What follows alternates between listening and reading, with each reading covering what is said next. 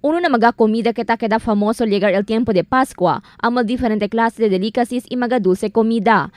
Un tienda aquí en Santa María por 12 años te ofrece diferente clase de delicacies. Tiene sila el nanka, cheese y durian candy que puede comprar a valor de 4 pesos el cada uno. 3 pesos también el un bilog de polvorón, mientras 2 pesos el cada uno de coconut candy.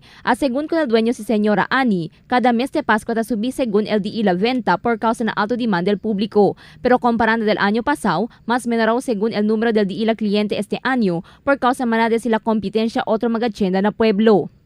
Every year mangat kami si taas kwan, pero ara do po ko mahina el kwan kay por causa mucho tamin el mga la demás kasi tamin sila di ila mga kwan. Pero baka ara baka 25 siguro el mga suki-suki di amon man kwan siyempre. Fuera de mga candy te ofrece también sila mga mango float y leche flan valor de 100 pesos. Actualmente manade según sila order desde la ciudad y otros cercanos lugar como el Basilan.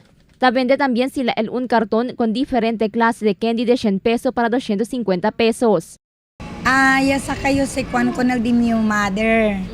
Ya principio kami puro lang coconut candy, después ya se pastillas, el tarts, mga 5 klase kami chene.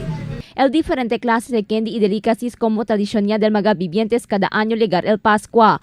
Puera que tapone na mesa na celebración, ta usa también como regalo na Pascua.